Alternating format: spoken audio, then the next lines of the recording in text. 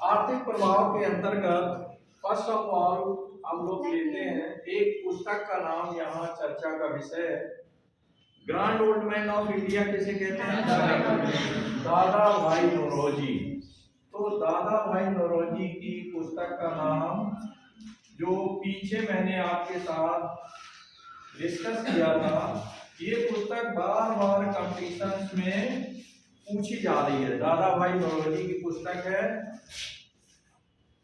Poverty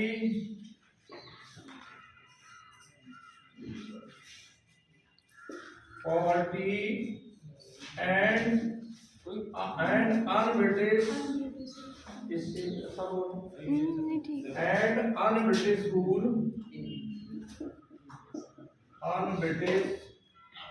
rule in India. ठीक है, ये इनकी पुस्तक का नाम है। भारत में दरिद्रता और अंग्रेजों का गैर जिम्मेदाराना शासन। ठीक है भाई, ये पुस्तक का नाम है। तो इस poverty and non British rule in India में दादा भाई नौरोजी ने विस्तार के साथ अंग्रेजों के लूट सिस्टम की चर्चा की है कि किस प्रकार से अंग्रेजों ने भारत को उपनिवेश बनाने के बाद, भारत को गुलाम बनाने के बाद क्रमशः आप देखें प्रथम चरण में ये पीरियड है 1764 से 1813 तक। यहाँ आप देखें कि द्वेष शासन प्रणाली इन्होंने लागू की। द्वेष शासन प्रणाली लॉर्ड क्लाइव ने फर्स्ट ऑफ ऑल, ये भी नोट कर लेना, द्वेष शासन प्रणाली को लागू करने वाला कौन था, है ना? Lord Clive. ऊपर कहीं टॉप पर लॉर्ड क्लाइव ने द्वेष शासन प्रणाली लागू की और 1764 से 1813 तक इन्होंने जैसे पहले कठपुतली शासक बनाया मीर जाफर को, तो मीर जाफर से बाकायदे इन्होंने महंगे महंगे तोहफे लिए, हीरे जवाहरात लिए, प्रेजेंट्स लेते रहे। और इसके अलावा इन्होंने पूरा जाफर ने इस तरीके से खजाने को लुटाया कि पूरी तरह से खजाना खाली हो गया। ठीक है, और यहाँ पर आप देखें लॉर्ड कॉर्नवालिस से लेकर तमाम लोगों पर आरोप लगे भ्रष्टाचार के, यहाँ तक कि व्यक्तिगत रूप में वो गवर्नर जनरल माला माल होते गए, लेकिन कंपनी लॉस में चली गई। तो आप देखें कि ये जो 1764 से 1813 का जो पीरियड है, इसमें इन्होंने बाकायदे जो है भारत को बुरी तरह से लूटा। दूसरा आप देखें द्वितीय जो चरण है 1813 से 1858 तक, यहाँ इन्होंने औद्योगिक पूंजीवाद, तमाम ब्रिटेन की कंपनियां ईस्ट इंडिया कंपनी के अलावा अन्य जो है कंपनियों को भारत के साथ व्यापार करने की छूट दे दी। ठीक है, पहले केवल एक कंपनी थी ईस्ट इंडिया कंपनी, इसके बाद अनेक कंपनियां जो है वो भारत के साथ व्यापार करने लगी। सभी का अल्टीमेटली जो एम था वो था भारत को का अधिक से अधिक वन साइडेड शोषण, एक्सप्लॉयटेशन, और इसमें उन्हें महारत हासिल की। ठीक है भाई, तो दूसरा चरण जो है वो औद्योगिक पूंजीवाद का गुजरा। तीसरे चरण में हम लोग देख रहे हैं 1858 से 1947, इसमें आप देख रहे हैं हमारे यहाँ भारत में पहली बार रेल कब चली? हाँ, 1853 में। ठीक है, इसी से ठीक पहले का मामला है। 1853 में रेल कहां से कहां तक चली थी? मुंबई से ठाणे के बीच में। लेकिन धीरे धीरे अंग्रेजों ने रेलवे का अधिक से अधिक भारत में विस्तार किया और क्षेत्र में विस्तार किया। मकसद क्या था? हमें लाभ देना नहीं, उन्हें स्वयं लाभ देना था। आप देखें, एक तो हमें ये देखना होगा कि अंग्रेजों के आने के पहले हमारे हालात कैसे थे, हमारे देश की आर्थिक स्थिति कैसी थी। तो जैसा हम लोगों ने शायद लिखा नहीं है, इसको याद रखना है कि हम सोने की चिड़िया कहलाते। क्या कहलाते थे? भारत सोने की चिड़िया कहलाता था। जब पहली बार भारत कौन आया? पुर्तगाली वास्को डी गामा आया। केरल के कालीकट बंदरगाह पर वो उतरा। वहां का जो राजा था, ये भी नोट करना है, जमोरिन पर क्वेश्चन आया है, राजा जमोरिन ने उसका स्वागत किया। ठीक है, काफी दिन तक एज ए राजा के मेहमान के बतौर, जमोरिन के मेहमान के बतौर वो रहा केरल। जाते समय उसको जहाँ उसकी नाव में बड़ा जहाज सा था, नाव थी, उसमें बहुत सारे जहाँ मसाले दिए गए उसको तोहफे के रूप में, वहीं साथ ही साथ हीरे जवाहरात ये तमाम चीजें दी। ठीक है, वास्को डिगामा पहुंचा वहां पर, इधर पुर्तगाल में, और उसने यूरोप के तमाम पूंजीपतियों को निमंत्रण दिया, दावत दी। ठीक है, एक भोज का आयोजन किया गया और उसमें उसने दिखाए वो सारे हीरे जवाहरात दिखाए, और जो यहाँ से वो मसाले ले गया था, यू नो दैट अंग्रेज बगैर टेस्ट की सब्जी खाते थे। जब मसाले डालकर सब्जी बनी तो टेस्ट बहुत अच्छा आया, तो वो सारे लोगों ने बहुत जो है रस के साथ, स्वाद के साथ उनको का रसा स्वादन किया।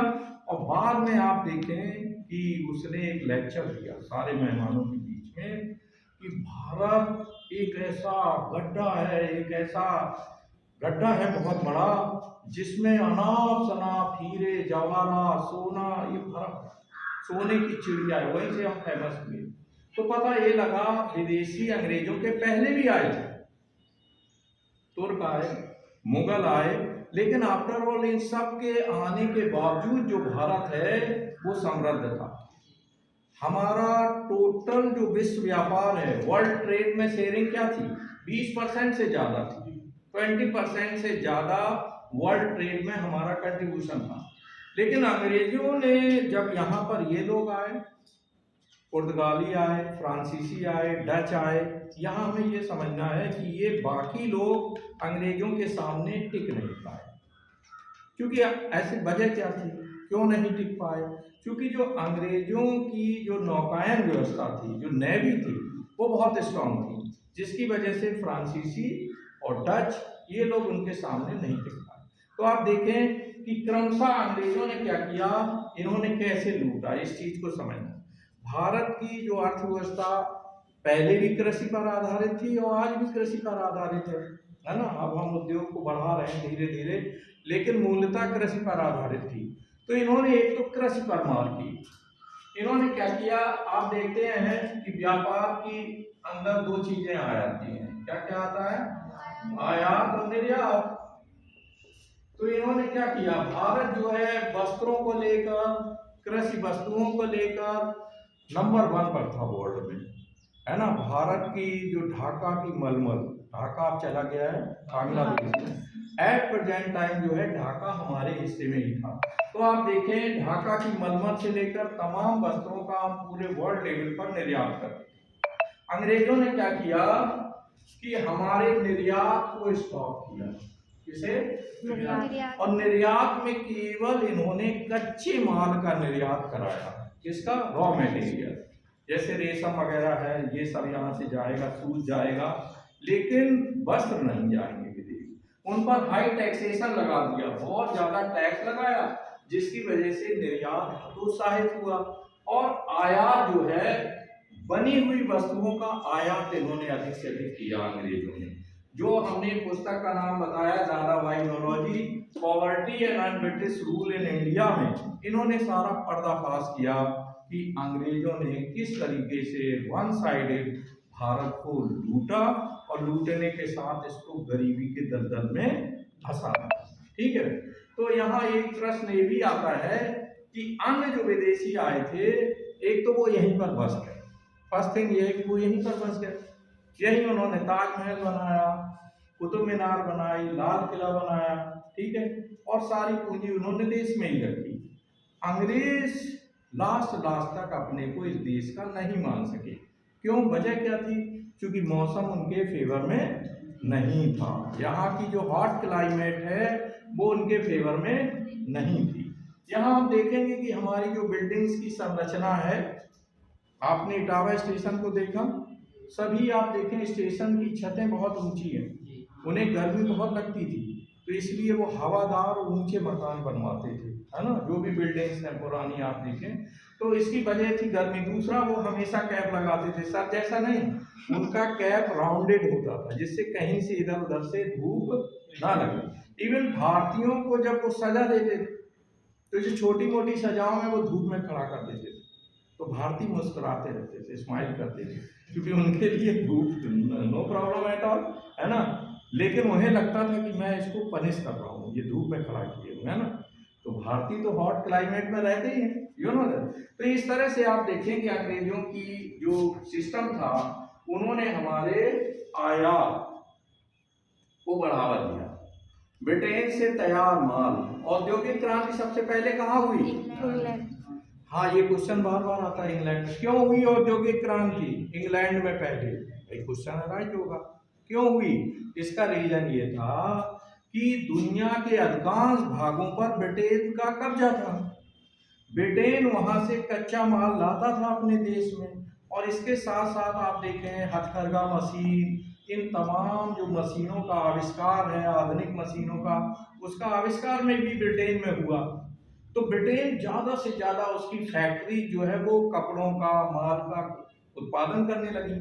अब उस माल का जो उपनिवेश थे, जो गुलाम देश थे, उन देशों में अधिक से अधिक उन्हें बेचना था, जिससे वहां से अधिक अर्निंग हो सके।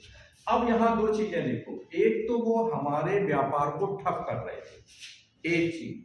दूसरा आप देखें कि जो कर्मचारी थे बड़े बड़ी पोस्टों पर भारतीय नहीं होते थे, हम गुलाम टाइप के लोग थे, छोटे पदों पे चौकीदार, इसके ज़्यादा और हम बढ़ेंगे तो सिपाही उपाही है, उससे हाँ थोड़ा और अगर हम आगे जाएंगे तो उस तरह के पदों पर ये रहते थे। हाँ, एक लोग सॉरी।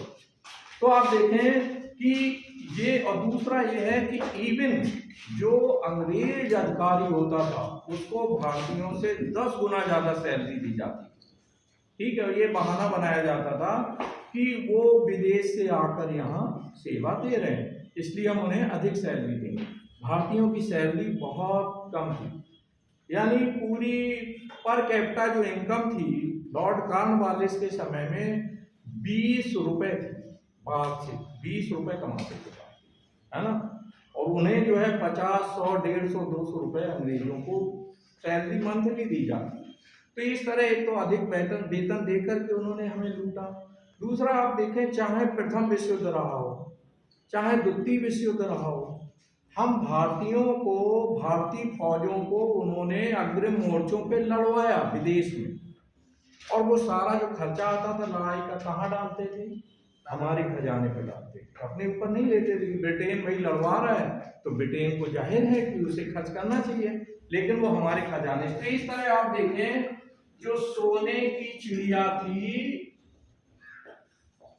वो हमारा देश नहीं रहा। सोने की चिड़िया को इन्होंने क्रमशः जो है कमजोर करना शुरू किया, और ये चरणबद्ध ढंग से, है ना। द्वितीय चरण में औद्योगिक पूंजीवाद को बढ़ावा दिया। पहले एक ईस्ट इंडिया कंपनी थी, फिर ना जाने अनेक कंपनियां आकर यहाँ व्यापार करने लगी अलग अलग क्षेत्रों में, और यहाँ से माल लूट करके ले जाने लगी। तीसरा जो चरण था वो पूंजी निवेश का था, यहाँ भी लूट जारी है। रेल में इन्होंने निवेश किया। रेल किस लिए चलाई? दो मोटिव थे। पहला मोटिव ये था कि किस प्रकार से अगर कहीं विद्रोह वगैरह पनपता है तो फौजों को दूर दराज एरियाज में कैसे जल्दी पहुंचाया जा सके, फर्स्ट रीजन। सेकंड रीजन ये था कि कच्चा माल जो किसान लोग पैदा कर रहे थे, रेशम वगैरह ये सारी चीजें, तो कच्चे माल को कैसे जो है दूर दराज एरिया से और बंदरगाहों तक पहुंचाया जाए। कलकत्ता और मुंबई, पहली कहाँ चली ट्रेन? मुंबई में ही चली, ठाणे तक चली। तो जाहिर है वो अपने बंदरगाहों तक ही उन्होंने नेटवर्क इनका बिछवाया, और उन एरियाज को जो संवेदनशील थे, सेंसिटिव थे, जहां से उन्हें खतरा महसूस होता था। तो आप देखें इसमें तमाम जो यहाँ पूंजीवाद मैंने जो लिखा है, औद्योगिक पूंजीवाद, तो इन तमाम पूंजीपतियों ने निवेश किया रेल में, ठीक है, कमाई के लिए। दूसरा, इन्होंने बागान खरीदे। चंपारण आंदोलन, नील आंदोलन था, गांधी जी ने 1917 में से चलाया। तो आप देखें ये बागान जो है बड़े बड़े खेत खरीद लेते थे। कहते नहीं सिस्टम चेंज होता है, आज भी वही स्थितियां हो रही हैं। अब भी आप देखें हमारे अडानी अंबानी जो है वो अधिक से अधिक कृषि को खरीदने में लगे हुए हैं, है ना। पीछे तमाम किसानों ने एजिटेशन किया, आंदोलन किया, जिसकी वजह से बैकफुट पे आना पड़ा सरकार को। लेकिन आफ्टर ऑल आप देखें, ये चूंकि ये भी अंग्रेज है, पूंजीपति क्या है, क्या देशवासियों का ज्यादा हित सोचते हैं, है ना? अगर हित सोचते तो हिस्सेदारी बराबर की होती। केवल देश के 15 घरानों के पास देश की 60 से 70% जो है पूंजी है ना? वो कम वेतन देते हैं, अधिक काम लेते हैं, है ना? मशीनीकरण ज्यादा हो गया है। गांधी जी ने मशीनीकरण का क्यों विरोध करते थे, है ना? बड़ी बड़ी मशीनों का, फैक्ट्रीज का गांधी जी विरोध क्यों करते थे? तो आप कहेंगे कि पुराने जमाने के व्यक्ति थे, है ना, सोच पुरानी थी। नो, उनका ये मानना था देश में हाथ अधिक हैं, देश में आबादी ज्यादा है, हर देशवासी को रोजगार मिलना चाहिए। बड़ी मशीनें लोगों को रोजगार से बाहर कर देती हैं। एक कंप्यूटर बैंक में आया तो 4 लोगों को पहले 4 जगह रजिस्टर होते थे, एंट्री होती थी। कंप्यूटर में एक ही जगह बैठ करके सारा डाटा फीडिंग हो जाता है ना? तो इसी तरह हथकरघा मशीन है। भाई गांधी जी ने, आपने देखा होगा, आंदोलन में चरखा क्यों चलाया? चरखा इसीलिए चलाया कि हमारा हर देशवासी अपने घर में अपने पहनने भर के वस्त्र तो बना ही लेगा, है ना? जिससे बड़ी बड़ी मशीनों का उन्होंने प्रतिकार किया। तो उनके सामने जो है देश की आबादी थी, गरीब जनता थी, इसलिए उन्होंने बड़ी बड़ी मशीनों का, फैक्ट्रीज का विरोध किया। ठीक है भाई, इसको समझना जरूरी है। तो अब हम आप देखें इस प्रथम चरण में द्वितीय तृतीय क्रमशः जो 3 चरण है बागान के साथ, बैंकें भी आप देखें, जो पहले आप देखें जो भी बड़ी बड़ी बैंकें स्थापित की गई वो अंग्रेज पूंजीपतियों के द्वारा स्थापित की गई, और उसमें भी वो क्रमशः यहाँ के पैसे को अपने देश के उद्योगों में उसका निवेश करते थे। अब हम आप आते हैं कि किस तरह से आप देखें कृषि पर उन्होंने किस तरीके से कब्जा किया। यहाँ पर हम आप देखें लगान व्यवस्था, भूमि राजस्व किस तरह से, पहले आप देखें रैयत बाड़ी व्यवस्था। इस पर सिविल में कई बार क्वेश्चन आया है कि रैयत बाड़ी व्यवस्था को किसने लागू किया। याद रहेगा हमें, कर्नल रीड और थॉमस मुनरो ने, है ना? और 1792 में इसको जो है स्थापित किया गया रैयत बाड़ी व्यवस्था को। रैयत से अभिप्राय किसान होता है, रैयत मान जिसे कहते हैं प्रजा को और किसान को।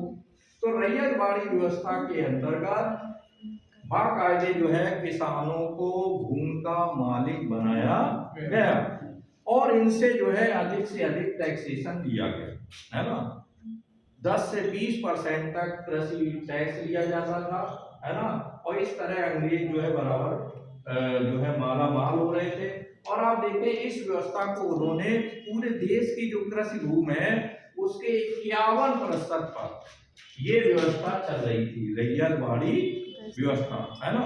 और इस लगान के द्वारा वो समृद्ध होने का काम कर रहे थे। ठीक, दूसरा आप देखें इसका एरिया क्या था, कहाँ इन्होंने इसे लागू किया? संपूर्ण दक्षिण भारत। दक्षिण भारत में तुम्हारा जो चेन्नई है, मुंबई है, ये सारा एरिया है, यहाँ पर ये सब आ जा रहा है। और जो आपका नागालैंड है, मेघालय है, ये सभी जगह, असम भी इसमें शामिल था। इन सारे एरिया में रैयत बाड़ी व्यवस्था, जैसे पूछ दिया जाए रैयत बाड़ी व्यवस्था को लागू किसने किया? कर्नल रीड थॉमस मुनरो ने। कब लागू किया? 1792 में। ये रैयत बाड़ी व्यवस्था भारत के कुल कृषि भूमि के कितने एरिया में? 51% एरिया में। दूसरा आया स्थायी बंदोबस्त व्यवस्था। स्थायी बंदोबस्त या परमानेंट सेटलमेंट, इस व्यवस्था के अंतर्गत आप देखें कि जो जमींदार हैं, जमींदारों को भूमि का मालिक बनाया गया।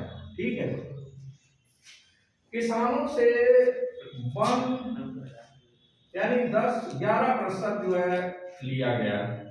कितना? 11% लिया गया, जिसमें बाकायदे आप देखें 1/10 और 9 नहीं 1/10 और 10/10 इस तरह, यानी इसको 11 कर दिया जाए। ये व्यवस्था ये अंग्रेज देते। कितना? 10/11 जो हिस्सा है वो अंग्रेजों के पास जाता था, जमींदारों से वो वसूलते थे। और जमींदार 1/11% हिस्सा लेता था, जिससे वो अपने चौकीदार, पुलिस व्यवस्था को मैनेज करता था, लठैतों की व्यवस्था करता था। आप देखते हो कि पहले जो बहुत सारी फिल्में थी, मूवी तुम लोग देखते रहे हो ना? तो पहले जो मिडल में पीरियड में जो मूवी आई, एक सबसे पहला चरण था, फिर बीच वाला जो चरण था, तो उसमें ज्यादातर जमींदारों के अत्याचार दिखाए गए हैं, है ना, कि किस प्रकार से वो गरीब जनता को लूटते थे, है ना, बड़े स्तर पर। तो आप देखें कि इसमें जो स्थायी बंदोबस्त व्यवस्था थी, अब जमींदार ये अगर 10/11 हिस्सा दे देगा किनको, अंग्रेजों को, तो क्या वो 1/11 से काम चला लेगा? भाई लठैत से लेकर के जो उसके पुलिस के सिपाही भाई, फौज बाड़ा, और उसकी खुद की विलासता, है ना, तो उसके लिए जाहिर है वो इतना ही और वसूल लेता होगा। और जो नहीं देता था तो लाठी तैयार है तेल लगी हुई, है ना, तो पिटाई विटाई की जाती थी। और इसके अलावा उन्हें साहूकार जो है बराबर, गोदान पढ़ा तुम लोगों ने? मुंशी प्रेमचंद का नहीं पढ़ा? पढ़ लेना कभी टाइम मिले तो। मुंशी प्रेमचंद का जो गोदान है उसमें भी लिखा है कि किस प्रकार से जो साहूकार है वो किसान को, उसकी बेटी की शादी है या कोई आयोजन है, तो लोग पैसे लेते थे साहूकार से। साहूकार से पैसा लिया, वो फिर कभी कर्ज मुक्त नहीं होता था। उसकी 1 2 3 4 पीढ़ियां तक जो है उसी 5,000 रुपए उसने लिया। वैसे 5,000 नहीं, उस समय 500 रुपए ही लेते होंगे, और 500 रुपए उसका छुट्टा ही नहीं होता था, और 4 पीढ़ियां उसका भुगतान करती रहती थी, है ना। तो इस तरह से आप देखें, जो हमने शोषण के विरुद्ध मौलिक अधिकार क्यों संविधान में लाया गया, कौन से अनुच्छेद जुड़े हुए हैं शोषण के विरुद्ध अधिकार से? 23 और 24। तो वो इसीलिए उसमें लाया। डॉक्टर भीमराव अम्बेडकर जी ने बाकायदे इनको पूरा जीवंत किया कि जिससे जो पूर्व में जो व्यवस्थाएं थी वो व्यवस्थाएं अब नहीं चलनी चाहिए। तो आप देखिए, स्थायी बंदोबस्त व्यवस्था को लागू किसने किया? लॉर्ड कॉर्नवालिस ने। ठीक है, ये क्वेश्चन बहुत आता है कंपटीशन में, हमें इसे बहुत इंटरेस्ट के साथ लेना है कि इससे हमारा कंपटीशन, है ना, निकलेगा। तो आप याद रखेंगे कि स्थायी बंदोबस्त व्यवस्था लॉर्ड कॉर्नवालिस लाया। इसने 1793 में इसको लागू किया। टोटल जो देश की कृषि योग्य भूमि थी उसमें 19%, 51 में ये 19% लैंड में, जिसमें खासकर जो पहले उन्होंने कब्जे में लिया बंगाल, बिहार और उड़ीसा, बंगाल, बिहार और उड़ीसा में इसको क्रमशः जो है लागू किया गया। पहले अंग्रेजों के नियंत्रण में कौन से प्रांत आए थे? पहला जो था प्लासी का युद्ध 1757 में, इसके तहत उन्होंने बंगाल को प्राप्त कर लिया। और जब ये बक्सर का युद्ध हुआ तो चूंकि इसमें भारत की 3 बड़ी शक्तियां लड़ रही थी, एक मुगल शासक शाह आलम द्वितीय था, अवध का शासक शुजाउद्दौला था, और मीर कासिम, है ना, मीर जाफर का दामाद मीर कासिम जो है वो लड़ रहा था। तो आप देखें, जब ये तीनों सम्मिलित सेनाएं हार गई तो अंग्रेजों को बंगाल, बिहार और उड़ीसा पर कब्जा हो गया।